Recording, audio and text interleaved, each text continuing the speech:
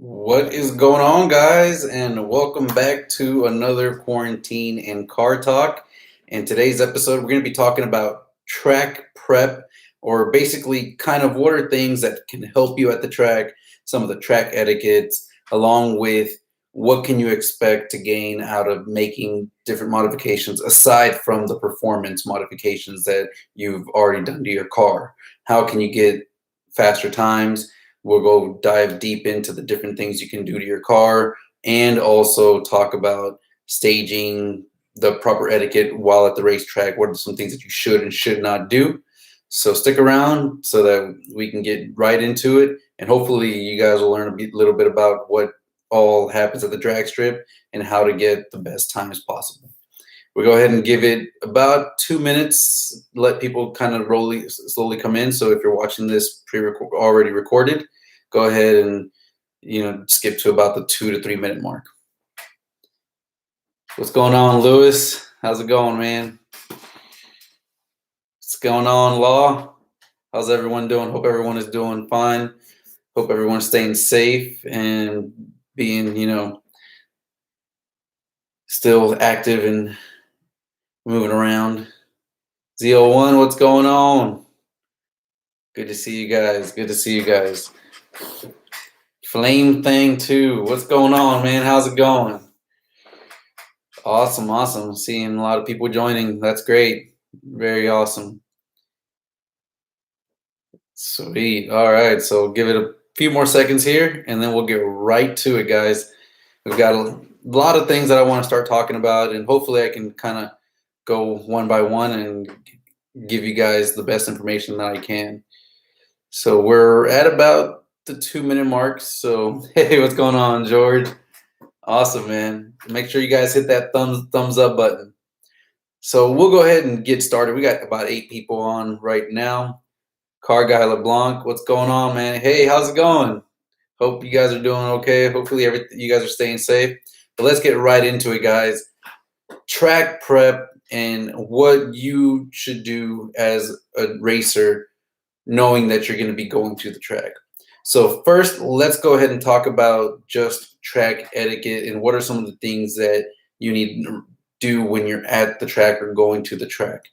So obviously you've made your car faster, your car stock, however it is, but you want to go find out what it can do at a track. So you find your nearest one and you drive over. So when you're driving over, guys, the first thing you're going to do is obviously you're going to pay, and different tracks are going to cost differently. But the first thing that you have to do before you can go and get in line to race is go get your car, what they call teched in. And what that means is they have people that basically will inspect your car and make sure that it is deemed safe enough and has the appropriate equipment to go and run. For most people, you don't need, they're not going to have crazy, superchargers running, 9-second quarter miles. There's not really much extra things that you need to have in the car. But for us in the Camaros, it is very easy for us with a few bolt-ons to get into the 11-second quarter mile range. And when you get into the 11-second quarter mile, one thing that they're going to ask you, 11 seconds or faster, is for a helmet. So keep that in mind if you've never been to a drag strip and you've got a couple modifications, the car's tuned or whatnot. If you don't have a helmet, make sure you go buy one because they will not let you race without a helmet. If you've got a sunroof, it doesn't matter how fast or how slow your car is, you still need a helmet. That's kind of some of the laws, at least at my racetrack, and some might be a little more relaxed than others, but generally the helmet is the number one thing that's pretty consistent across all the tracks. So first thing you're going to need is, of course, the helmet. Now, aside from that, until you get into like the 9-second, like a 9.9 second, or I believe 135 miles or faster in the quarter mile, you don't need anything else. The car usually is pretty safe as it is, and just the helmet is all you need. When you run, if you're running 9s, then at that point you're going to need a roll cage. And I believe if you end up over 140, or I forget what other extra miles and hours it is, then you might need a parachute. So definitely keep that in mind. For the most part, you really only need the helmet. Now, definitely if Jack has his suit, he's got gloves, he's got the harnesses for the neck brace and all that. All great things that really can help make things a lot safer when you're racing. So hats off to Jack for doing that, but it's not exactly 100% required based on the NHRA rules. So you go through and you tech your car. They go through, they check everything, make sure you've got everything that's needed, mainly the helmet. And then at that point, once you tech the car, guys, the first thing you need to do is make sure that you turn off your air conditioning. That is something that I see countless of times when I'm at the track, when I'm watching other cars racing, is people that are new to the drag strip scene and basically are waiting at the staging line with their cars, waiting in line, getting to the line, and they've been waiting with their AC on. And so now there's water dripping from their AC lines onto the track, and that is very dangerous. So basically that is long, and once they see that drip of water, they're going to pull you and have you get out of the line and go set your car down to get rid of all that condensation and get back in line. So you don't want to be that guy. So make sure you turn your air conditioning off. And you can have your window rolled down while you have the car on or the car off and you're waiting in line or whatever, but don't ever turn your AC on. So generally, for the most part, most tracks I've been to tend to have separate lanes for different categories. So if your car is bone stock and you're on a street tire, then you'll have certain lanes. And then if you have drag radials or a drag pack, then there's separate lanes for you. And that is, guys, because they usually prep the track and the surface, and street tires tend to eat up the prep and remove a lot of the prep out of the starting line, and basically makes it worse conditions for the guys that have the draggers that have the extra power and need that power to launch. So they try to separate that out. And so if you've got street tires, you want to make sure you're on the street tire side. If you've got drag radials, you go on the drag radial side. Now, that's all good. You're waiting in line. You've turned your AC off, and then you're coming up next to get up into the start line. And the first thing they're going to do is wave you into what they call like the water box, the staging area. And if you've got street tires, you can go around it or just go right through it. It's not going to be that big of a difference. I personally just go right through it, even with my drag pack. So I just go right through. You see people sometimes move around it, but it's just your preference. Go through the water box, and at that time, you're waiting until you get the signal to go ahead and do your burnout. Now, if you've got a street tire, you don't need to do a massive burnout and heat up your tire. It's not going to help get much more traction. Just do a nice burnout, couple seconds, just to get any type of debris off of the tire, and then just roll out of it easily and get on. You don't need to be sitting there smoking them up, because that's not going to, the street tire compound does not have the type of compound that is going to perform better when it's very hot. If anything, it gets worse because it gets slick, very slippery as it gets hot. So I recommend, if you're running a street tire, just do a light burnout just to haze the tires over a little bit. Nothing too crazy, just to get a little bit of heat into them, but not that much. Then you're going to get up to the line, and you'll see the tree has two top little individual lights, and so a row of two lights. When you come across and break the beam with the car, you'll see the first light turn on. Now, if you want to be courteous and you want to use the rules of etiquette for drag racing, once you get to the first light, you should wait for your challenger, if you have somebody on your other side, get to that first light. And usually the person that gets to the first light bumps in first and waits. The second guy goes and hits the first light, and then he can go and hit the second light. When he hits the second light, then you can move forward and hit your second light, which means that you guys are both staged and ready to go, and then the countdown will start. One thing, if you guys are trying to go ahead and try to get the best reaction time, guys, whether you're drag radial or street tire, always take off at the very last yellow. Don't wait for the green light to slam on the gas. When the last yellow turns on, that's when you floor it. That is basically how you get the best reaction time. If you wait till the green light, you're going to be too late and the other car is going to just jump out ahead of you. One thing that's a misconception about that people get about the way the timing works and how your quarter mile time is that it starts counting, you know, once the green light turns on, and that is just not the case, guys. The drag strip timer does not start until the car breaks the beams. So the lights can be green and you can wait there and sit there for, you know, 20 seconds and then take off. And it'll still, if you run an 11-second pass, you'll still have an 11-second pass.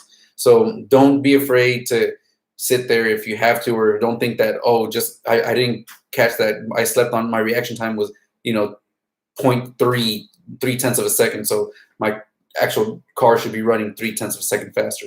Not the case. So definitely just, you know, go at your pace, but go on that last yellow light. Now, if you've got a drag radials, it's a little different. Now, with drag radials, once you get through the water box, what you want to do is really heat those tires up. Drag radials compound, basically as it heats up, what happens to the tire is you start getting a lot of the sticky compound starting to extrude out from under the layers of the rubber. So the more hotter the tire is, the stickier it is. So with the drag radial, you do want to do a pretty decent burnout. I'd say, you know, about a 10-second burnout, you know, 7 to 10 seconds. Make sure you really heat them up, because that is going to give you the best launch and the best grip. And of course, everything else applies. So then one thing also is, guys, there usually is going to be 1 or 2 exits to exit off of after you let off the gas. I always, as a preference for myself, just to make it easier on my brakes and everything, I start hitting the brakes and slow down easily and slowly and just wait till the very last exit. There's people that try to make that first exit or that second exit and then, you know, end up really slamming on their brakes, and all you're doing is really abusing your brakes. Just ease into it, you know, slow down very safely and comfortably. Don't try to slam on the brakes and possibly, you know, have something lose control or something. Just ease on and hit the brakes slowly and comfortably, and just wait till the very end, guys. Don't try to like make that first exit. So you do that, you roll back around, you check your times and all that. Perfect. So now that we've got all the track etiquette, the track stuff out of the way, let's start talking now. What can I do to improve my track times on my car without adding any more performance modifications? So this is going to be pretty interesting, and I can go based off of experience because I've done it. Now, the very first thing that you can do is, of course, get a better tire. Once you start doing a couple performance mods, tune, intake, you know, maybe some headers, the car has so much power that a street tire is just not going to hold it from, you know, a dig. Even on a prep track, it's going to be very difficult for the car to hook. So getting a good pair of drag radials, and you don't even need a drag pack, but just drag radials, Mickey Thompsons on your stock wheels really will help the car launch and get a lower 60-foot time, which in turn will give you faster ET time without needing more power. Now, that is the first thing that everyone should do, especially if you're going to get serious about racing, is, of course, go drag radials. Now, after that, the next thing, once you've gotten the grip and the car is able to launch, the next thing that you have to start looking at is going to be weight reduction. And weight reduction is going to help the car roll out faster, accelerate faster, and thereby giving you faster times. So some of the things that you can do for weight reduction is, of course, remove your passenger seat and your rear seats, the two-piece rear seats. And that can definitely give you some advantage at the track. You can gain maybe a mile or a mile and a tenth faster just from removing the weight. I believe you end up with at about, between the seat and the two back panels, it's almost 70 or 80 pounds, around 70 pounds, 75 pounds. So it's quite a bit of weight that you're removing from the car that the car doesn't have to drag and push down the track. And that will net you faster mile per hour and possibly a faster ET time. Other weight reductions that you can do, of course, is going with a drag pack. Now, the drag pack is basically going to be aluminum wheels, a lot lighter wheels than the stock 20s, and these tend to, basically have less rotational mass. The car has to rotate less weight, and therefore it's going to be a lot faster. I have a pack of Weld racing wheels, 17 by 10 in the back and 18 by 5 skinnies in the front. And if you were to weigh those compared to my stock wheels that I use for the street, which are 20 by 10 in the front and 20 by 11 in the rear, I end up saving about, I want to say it's like 10 pounds on each tire in the back, which is not as, it's less because I'm using a bigger tire that is going to have more grip, more wrinkle, and allow the car to squat a little bit more. But in the front, I'm saving almost over 20 to 25 pounds on each side. So it's pretty significant weight savings in the tires and drag pack alone. And that is good for another about 0.2 of a second swapping over to a drag pack and reducing that weight. So definitely look into that, guys. If you're starting to get really serious, you don't have to go with the very expensive welds like I have.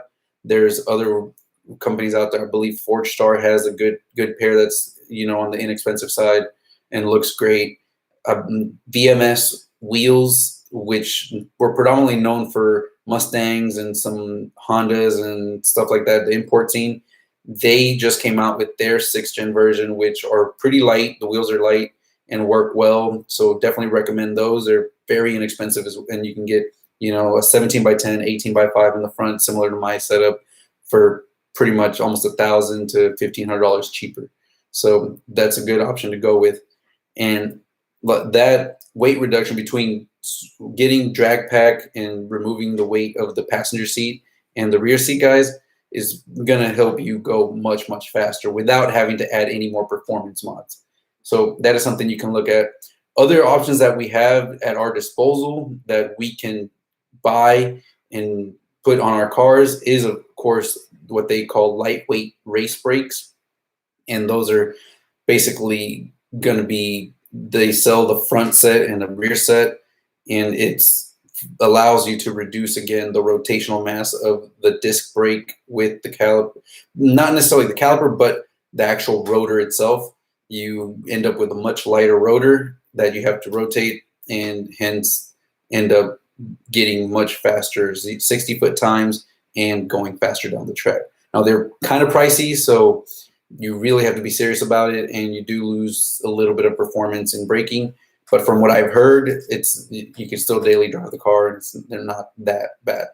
Everything still works weight, and you can make some pretty good gains out of it.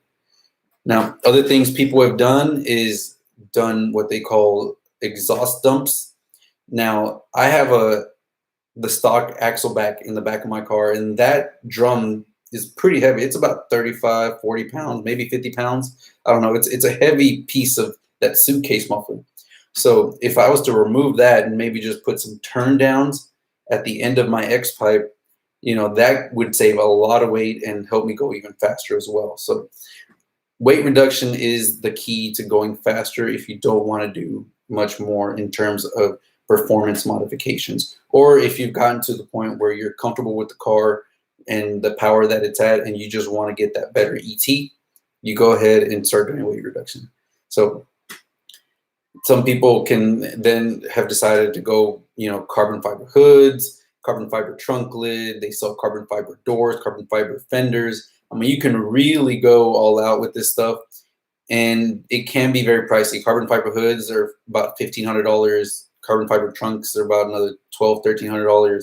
You know, the carbon fiber doors, I believe, are about $1,200 each, and the fenders another $1,000. So it can get very expensive very quickly, but it's another avenue of going about adding faster, getting your car faster, and making your car faster down the drag strip. See, go here to a couple comments here. We've got Stormtrooper B hauling ass down the track. Yes, it does, David. That car is very impressive, and now that he's got the methanol with the smaller pulley and almost pretty much full E85, that car is rolling.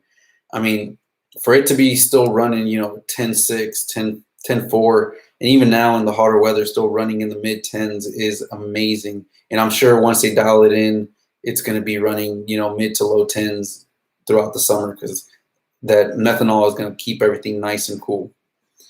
Andres Lugo missed yesterday's topic about the tune, but not today's. What's going on? Hey, man, it was a good, yesterday's talk was really great. Was able to talk about, you know, everything we got going on, so, and how to tune these cars, which is awesome.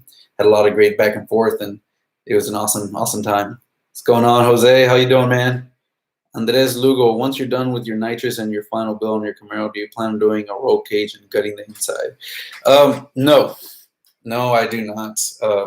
Now, as far as when we get to the final build on the Camaro, I have seen, you know, the ultimate goal there is going to be to be a pretty consistent low 10 car with, you know, 100 shot of nitrous, be able to run consistent 100, like 10 1s, 10 2s, you know, all night long.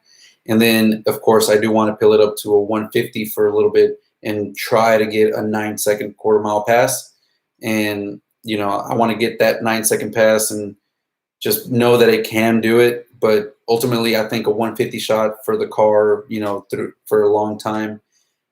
I know the car can probably handle it, and it would probably do okay, especially with the race gas and, you know, making sure that the tune is dialed in and the AFRs are where they need to be. But I'd probably still back it back down to a 100 shot, because I know at 100 shot it's going to be living forever. So, you know, knock on wood. So, no, I don't think I would do a roll cage. Now, what I would do is they do sell a bolt-on roll cage that's not a true, you know, NHRA certified roll cage, but once installed would look like a roll cage, and I'm sure it would pass inspection by RSR Studios or something like that. They sell it, and you can even get it powder coated in whatever color you want. And I think that is something that I might look into, installing one of those, just because it's a reversible. I can actually remove it at any point and, you know, get the car back to stock. So I might do that, and do that with the roll cage. I could do that. Some other things that I might do is maybe install some, you know, lighter weight seats. Of course, I have the 1SS package, so it doesn't have any of the ACE heated cooled seats or leather or anything like that. It's just the standard seat. So I could remove that and then install, you know, some kind of lighter race seat that would have the harnesses to be able to use the roll cage bar and have the, you know, 3-point harness or 5-point harness or whatever it is. But at that point, that'd be way farther down the line.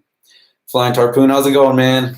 You just finished talking about, you know, the track and what are some of the things you guys can do. So hope this was pretty informative about, you know, being what you do at the track, how to do it, and then mainly, you know, like I said, if you're trying to go faster but don't want to add more power to the engine, or you feel like you're gotten to the max limit of your car and you're not comfortable going any farther with the car, like the way I have my setup now, you know, with heads and cam, with the motor as it sits and the nitrous, you know, if I want to go faster, I could go and spray the 150 shot, or I could spray a 200 shot. What's going on, Kyle? How you doing? Goat Rope Garage. Man, I can't wait to see your truck in action once you guys do the methanol, and that is going to be awesome. But if I want to go faster on the Camaro where it sits now, you know, I don't feel comfortable adding more horsepower to the car. I feel like once I can get to the 100, 150 shot, that's going to be the limit. But if I want to go faster than what that is going to give me, then I need to start looking at weight reduction to really get the car to move faster. So that's, again, the other avenue you have to be able to run faster. It's not all about just adding horsepower. You can do things other than, maxing out your engine to run the same times that other guys are. Man, 200 shot. I could probably do it. I think, a 200 shot would probably put me up there over 700 horsepower for sure on a stock bottom end LT1. I mean, it's going to be on race fuel to help predetonation, but I just feel like it would be a little too much. It would probably handle it maybe for one pass. Now, it would probably take the 200 shot down one pass down the quarter mile, but definitely would not want to make 3 or 4 passes in the same night on a 200 shot. That might be just asking for it. Law Smith says, do you think it's better to leave off idle or foot brake with the 8 or 10 speed 6 gen? So Law, depend if you've got your car is modified, then I am a big fan of just doing foot braking, but only to kind of get up on the converter. My best times have always been me having it on the brake and foot braking it to about 1,000 to 1,200 RPMs, which is very low. I don't rev mine out and hold it up at 2,000 RPMs and take off. I find that I'm actually slower when I do that. So just loading up the converter just slightly at about 1,000 to 1,200 RPM is where I've been able to get my best times and my best 60 foots. So that's what I would recommend. Let's see. I'm pulling the caddy out tomorrow with the 150. Whoo, that's going to be so much fun. And, the way you've got it set up with the Holley, I guess engine computer management, I believe it's a Holley, right? That's really awesome because you've got the whole wide bands and everything, and that's probably the best and safest way to run nitrous. And so that I'm sure that's really awesome. But we're going to have to kind of work our way up there and use our data log and our wideband gauges to, go out and do a test hit, see where we're at, see where our air and fuel ratio is at, and then go and either adjust our fuel pressure on our fuel regulator to maybe give it a little bit more fuel or reduce a little bit of fuel if it's a little too rich, or change some jets out just to get the right AFR on. And by still in the stock, you mean the ECU? What do you mean by still on the stock? Andres asks, do you recommend changing the spark plug wires to the speed engineering ones? My stock wires barely seem to touch the header. Definitely, I like I said, I recommend going with something that's not going to touch the header. I went with the speed engineering. You could probably go with a couple other different brands, aftermarket wires. The speed engineering short 10-inch wires seem to work the best for me. But you could probably get away with driving the car with the stock plug wires for a while. I mean, like I mentioned, it barely touches, and it didn't give me a problem when I was driving the car for about a week or two. So, shouldn't be too bad. And Gover said, yeah, I tried to run it last week and it cut off. Thank heaven. Yeah, man, it's one of those things. I just tomorrow's episode I'm actually uploading is going to be the part 4 where I test the wiring on my nitrous system and also go through the setup on the nitrous controller.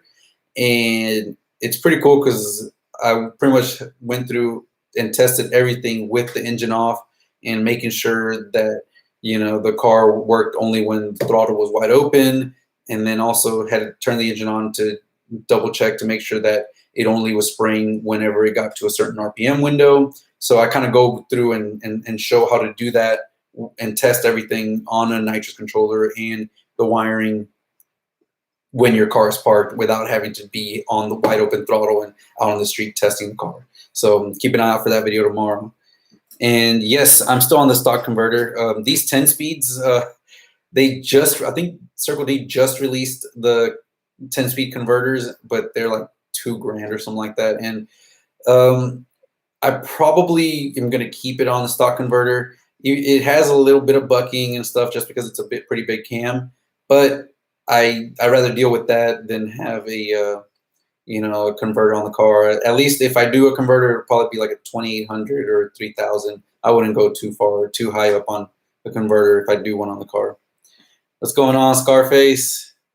Luis Villa, you did all that work. Fucking badass. Man, let me tell you, it's taken me it'll be actually yesterday, a week and a half. I started not this last Sunday, but the Sunday before, working on this Nitrous system. Now, of course, I wasn't working 24/7 on it, but pretty much every afternoon and most of the weekend, I was working on the Nitrous install and just taking my time, going step at a time, one at a time, until got it where I needed to be, and I never rushed to anything. I was just slowly and methodically working my way down a checklist and getting everything taken care of. The only thing I have now is a little bit of wire looming that I ran out of wire loom, so I had to order some more. But other than that, just a little bit of wire looming, zip tie things off, and the car is going to be good to go. I do need to set up the fuel pressure regulator and basically pour some fuel in the standalone tank and do all that stuff. It's fun. It's fun, but definitely take your time with it. Let's see. Scarface says it will lead into problems if it is touching the header though. Yeah, and it's just on the ones I know what you're talking about, as far as like it's just barely touching, and it eventually will transfer the heat over if you're driving it for long periods. So I definitely recommend just swapping it out. Cold plugs are dialed back the timing. I'm leaving off around 1K on the 6K speeds too. Yeah, Kyle. So I ordered some LTR 7iX NGK spark plugs. So they're the seventh step, one step colder plugs. Gapping them to, I believe it's 28 thou, and putting those on. Cold plugs are dialed in, and then I've got the engine filter timing box, which is going to be pulling back the timing when the nitrous controller starts activating the nitrous. So I've got the timing box that's got the trigger to pull timing back when the solenoids are active. And then I'll be running, of course, the C16 race fuel. I'll probably run maybe a gallon or half a gallon of 93 just to cycle through and make sure, get everything adjusted. I don't want to, waste race fuel doing all the adjustments. So I'll put probably a gallon or a little more than half a gallon in there to run the pump and get the pressure, the pressure in the system and dial in everything. And then, probably use 93 for a little bit on the first couple pulls on nitrous, of course, using the timing box to pull back the timing. And then once we run out of the 93 and everything's dialed in, then we can pour in that C16 and go for it. Andres Lugo, thanks. I've seen the MSD wires and they do look much shorter than stock ones. Yep. Yeah. I'll be switching to either speed or the MSD soon. No problem, man. Good to hear. You'll be fine at 150. Yeah.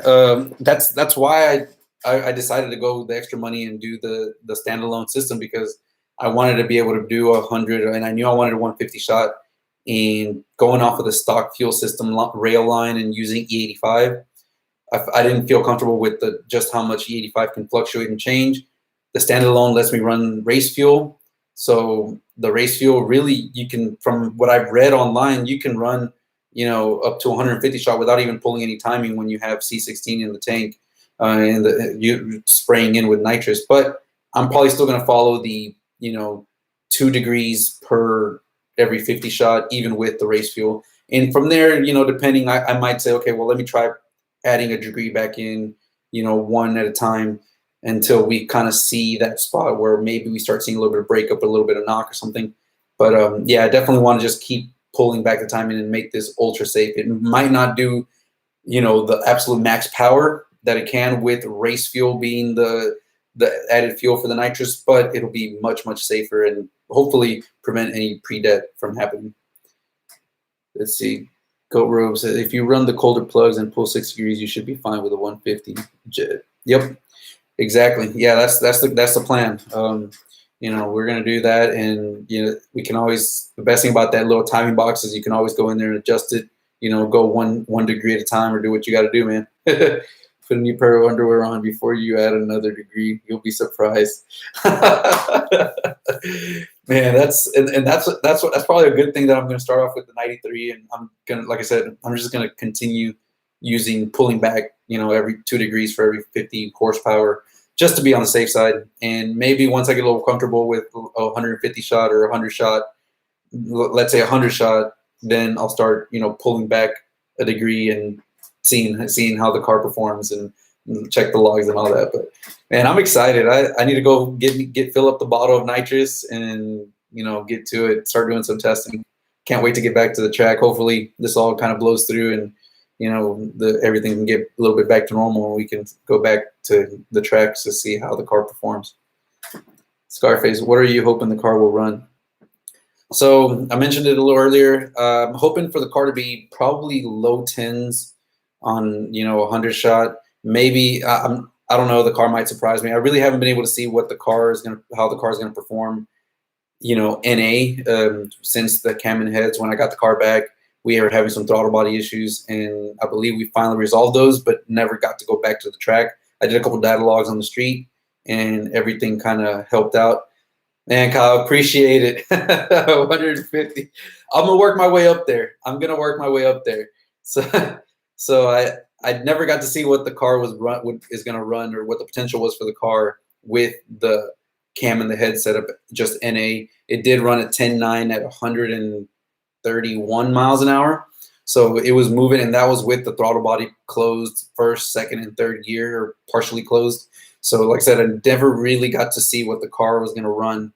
I have a feeling the car would have had maybe like a 10.6, 10.7 in it, maybe in the 133 mile an hour range.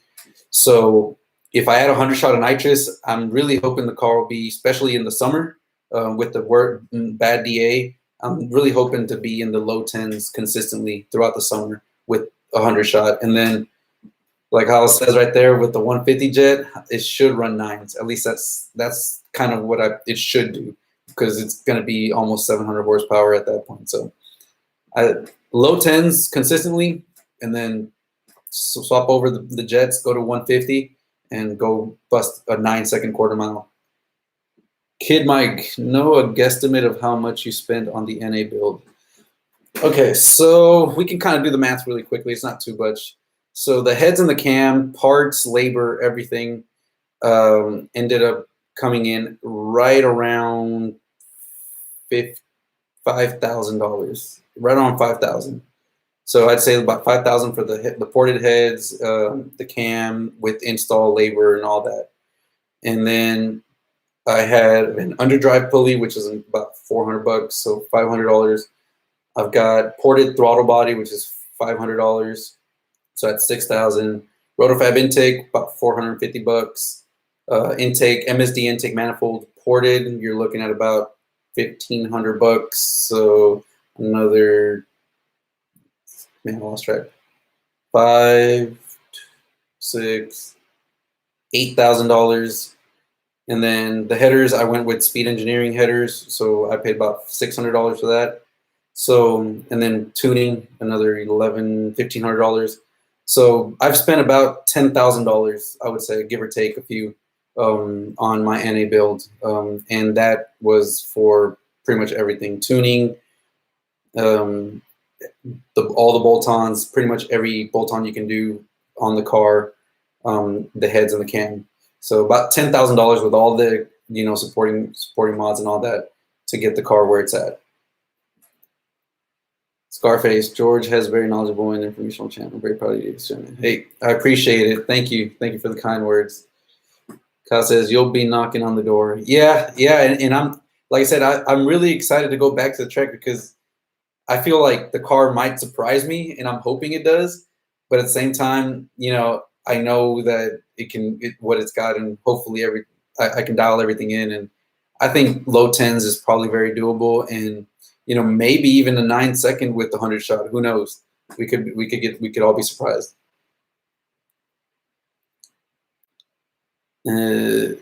So I guess I missed Andres's question. Stock 17 6th gen 8-speed auto versus 19 10-speed auto. Who wins in the quarter mile?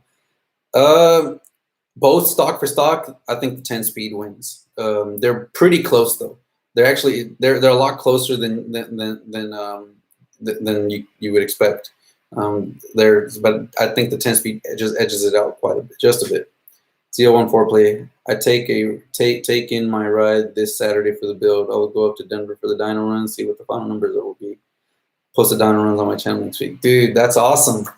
That's always exciting once you get the car back for the first time after they've done some major modifications. I don't know how I felt when I got the car back with the cam in the heads. Oh my God, it was an amazing feeling. Lewis Patton, any thoughts about changing to the Carlisle Racing Pro Kit for the rear to be able to fit 15-inch rims? Do you think the 17-inch grab plenty for your build? Personally, don't think it's worth it.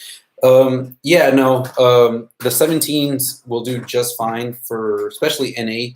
And I mean, I've got nitrous, but the nitrous isn't spraying off the line. It's going to be sprayed once the car is rolling. Now, even depending on how much you spray, and if I do go with the 150, that's one of the reasons I went with a progressive nitrous controller, so that I can ease in that 150 shot. Because if you went with the 150 instant hit, then that could break your tires loose, and also you don't want to hit your engine with that kind of power right off the bat. So using a progressive controller will allow you to smooth in the solenoid, so that you basically go from, you know, let's say 50 horsepower to the 150 horsepower within a certain small window of time. So no, I don't think the 15 inches are worth it. I think the people that do 15-inch wheels, drag setups on their cars, either have twin turbo cars that have a trans brake or are going to launch off of high boost, or Magnuson or some kind of positive displacement blower that's going to have that instant torque right off the line. And just Lugo Scarface, thanks. Now know to stay away from those 10 speeds. LT1 Hector, do you ever consider selling your pre-ported MSD? No, I think it's the best. If you don't want to cut into your engine, I think, you know, a pre-ported MSD is probably the best option for you out there to get that horsepower to maintain after 6,000 RPM.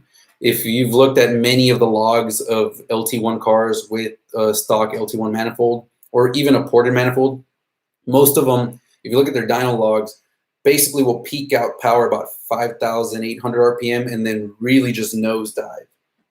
So after 6,000 RPM, I mean, if it was peaking out at 440 horsepower at 5,800 RPM, when it gets to like 6,200 RPM, it's down to like 410, 420 horsepower. So that's how much power you're losing. Ported, once you port the stock ones, you know, they can maintain the power a little bit higher, but only up to about 6,500 RPM. And then the MSDs and what the high Rams have that really helps them is that they end up their peak power comes in maybe a little later at 6,200, 61, 6,200 RPM, but they maintain that power even up to the higher RPMs. The MSD I've seen, at least in my case, makes power all the way up to about 6,800 RPM is when it starts kind of coming down. 67, 6,800, it starts coming back down, and basically the power that it maintains at that RPM is higher than when you look at that compared to the stock one. Is the delta is going to be much different. So even though you might not have, you only get about 10 horsepower peak from putting a MSD or high Ram compared to your stock one, the horsepower difference at the end, at the top of the RPM range when you're shifting, is going to be like 40 or 50 horsepower, much different. And that's why these cars are running what they do, especially like the high Rams. But the high Ram, of course, you have to cut your hood or buy the carbon fiber Copo big cowl hood, which I'm not too much a fan of. So definitely do not. I think that the ported MSD is probably one of the best, especially if you're doing NA build. Kyle says, if you're not blowing your tires off the line, you're not going to any 15s. Yep, exactly. And, you know, those are really only more for the really high horsepower cars that have much higher torque on demand right off the line.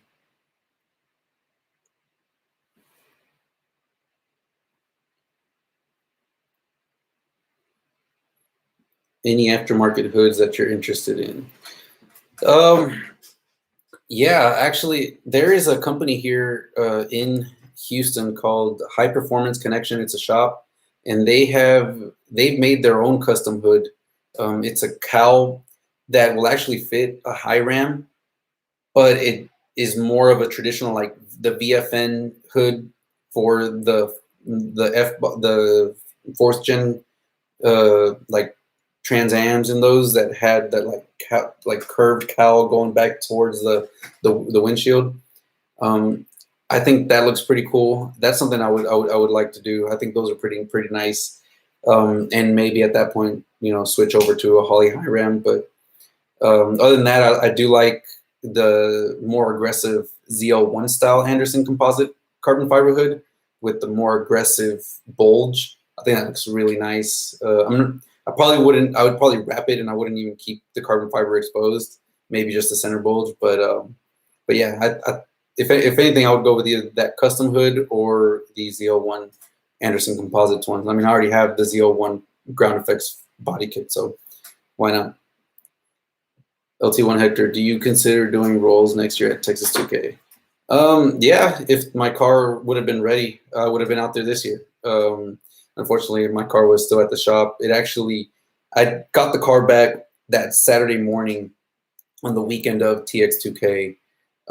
But unfortunately, by that time, a lot of stuff was already shut down, and it just did the whole issue with, the virus and everything we had. So I just didn't even go out. I kept the car in.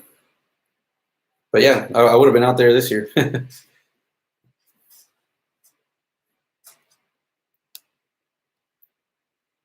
Yeah, this is awesome. Really great discussions. And Kyle, I look forward to seeing how your car does. That Cadillac is really nice. And it was one question I have for you is there a reason you went with the dry shot? Is it because you had the standalone engine management that could kind of do the fueling and everything on the fly? Or I'm assuming that's why it was. I just wanted to be sure. Yep. Yeah. Much simpler installation, I gotta say, when you're just doing not one solenoid, two solenoids with the purge, compared to the way I did it. I will say, I mean, I have installed nitrous in the past. I had it on my G8, but back then that was just the standard kit that tapped into your fuel line. It wasn't a standalone fuel system and all that. And I didn't have the fancy timing box or any of that stuff. It was just the controller and the nitrous kit. And I felt like this time around, it was the complexity of adding the standalone fuel tank and, having to run the lines, make the fittings and, mount everything, route everything, really was a lot more difficult than, doing the just standard kits. So really challenging, but I'm glad I was able to do it, and everything worked the first time. Didn't have to redo any connections, which is awesome. The Terminator makes it so dang easy. Yeah, I bet. And I've actually, since you're here on the chat, what are your thoughts on the Pro Max controller from Nitrous Outlet? The one that's got like a little screen and has a bunch of, it sounds like it can do the same kind of like wideband stuff, and you can input wideband information to it and do all this other stuff. Have you looked into that, or have you heard of that, or seen that? And what are your thoughts on that controller? It's kind of pricey. I believe it's almost like $800 for the controller itself with the little digital display, touchscreen display. Just give me a couple of weeks and the Super Auto will be ready to come play. Ooh, man, that truck is sweet. I love that truck. That truck is awesome. Okay. Yeah, I forgot you got the sponsorship with Nitrous Express. But I think they have something similar as well. Some type of like nice little controller that does that. What are your thoughts? So without talking about like the brand or a controller, if I just gave you kind of some features the controller does, and this is my thoughts of how that could come and how I could use it to my advantage, and let me know if this sounds right to you. So if a controller lets you do basically ramp in based on RPM, basically the percentage of the duty cycle or percentage of the solenoid shot based on RPM. If you basically set it from 3,000 RPM to 6,000 RPM, and at 3,000 you start at 25%, and then you can individually at every 100 RPM kind of make your own curve. So it follows the RPM instead of a time-based ramp in. Would something like that, and let's say this controller also had, let's say, preset settings where you can press button 1 and say, okay, it's gonna, if you have button 1, it ramps in from 30% to 100%. If I press button 2, it ramps in from 30% to only 70%. And button 3, it ramps in from 30% to 50%, and then ramp, and then button 4 it's just 30% shot across the whole time. Would you be able to basically set up your pills for, let's say, a 200 shot, and then just press one button and say, okay, if I have it on button setting 1, it's going to do the full 100 and 200 shot. If I have it on setting 2, it only sprays up to 60% of the shot. So now that is not 200 shot, that's more like 150 shot or whatever, and then so forth. Now I know it's not a linear curve. I know that nitrous spraying and the way the solenoid sprays doesn't mean you have a linear, 50% duty cycle on a nitrous thing. If you have a 200 shot, it doesn't mean it's 100 shot. But I would think that it would be, maybe if you could find that.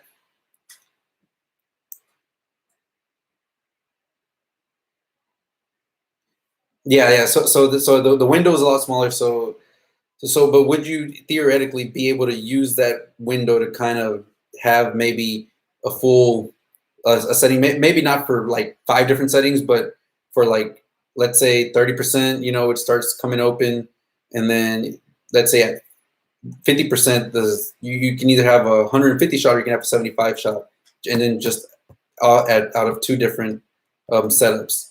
Does that sound like something that would be doable, or that you could do if it had those features? Nice. See, and that's one of the reasons why I was kind of looking at that, because I felt like if you have it, even though it is a smaller window, good, thanks for pointing that out. But if you could have like 2 different settings, I feel like it'd be almost like having a boost controller on turbo cars. You could run the car, let's say naturally aspirated, and then run a car, and oh man, this car actually beat me just by like a car or something. You know what? I don't want to do the full shot. I'm just going to try, 50% of the shot and see how the car does this time. And then you find out like, okay, now I'm pretty even. And then all you have to do is just press another button, and boom, you got the full shot, and now you can win the race or go faster without having to change jets or any of that stuff. That's something that I think is pretty cool. It's kind of like just turning up the boost on a boost controller. You don't have to worry about it. I thought that was a pretty interesting thing, and I felt like, man, that sounds like really, really cool. And so, thanks. You basically kind of just confirmed what I thought, the way that it operated. Didn't know the window was that small, but sounds like something that I might maybe want to look into in the future to do. But definitely not now. I'm totally happy with where I'm at. I don't mind changing the pills or doing any of that. But sounds pretty cool. In theory, that's pretty awesome that I can just press it, that you'd be able to just set up and press a button and not have to worry about changing pills.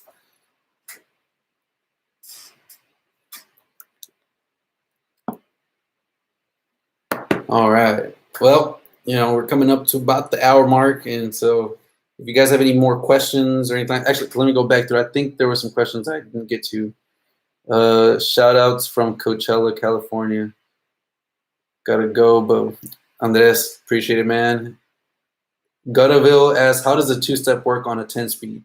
Okay, Gutta, if you're still here, sorry, I just got to your question. But the way the two-step works on my setup, it's on the automatics. It's really for nothing more than me to just shoot flames. That's all it is, and have fun and make some noise. The way I have it wired up is using a Lingenfelter timing box. and that basically has plugs that intercept the trigger for your coils, and it's got an input trigger that you can set up to a switch the way I have it in mine, and I basically turn the switch on. When the switch is on, the RPM limiter is set, so you use some dials and you set it, and let's say you want to set it at 2500 RPM.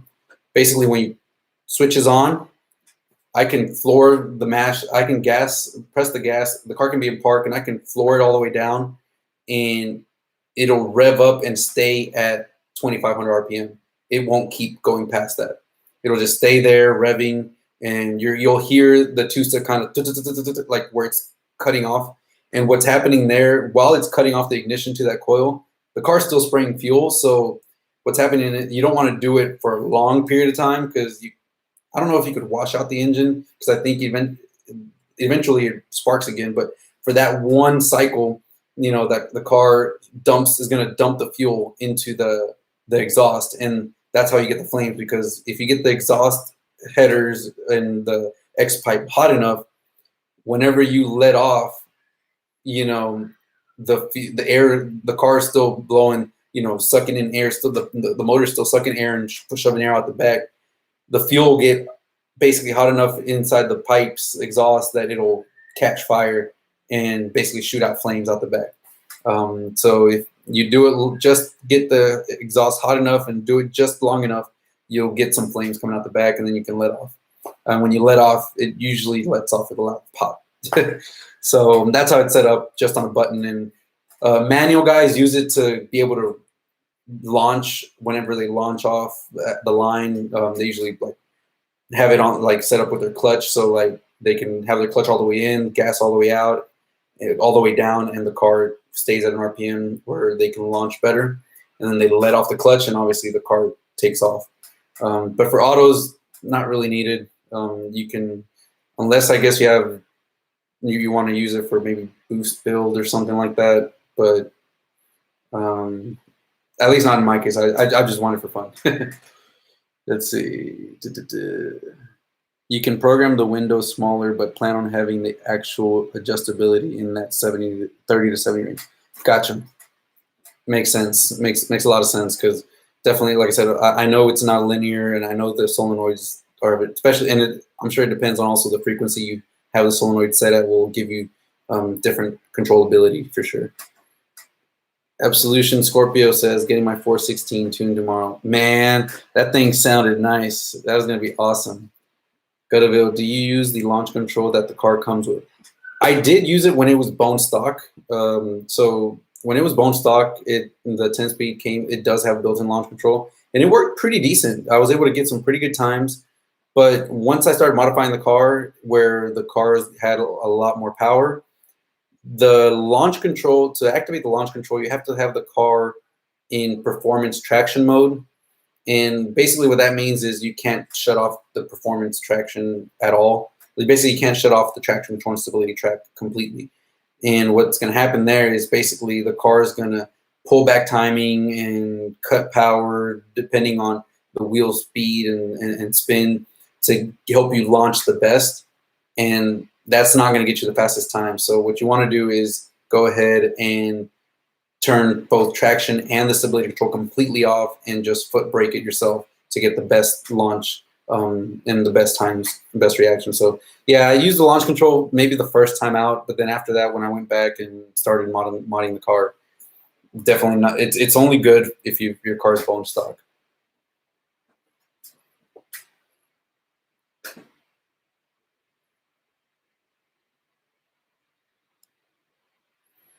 All right.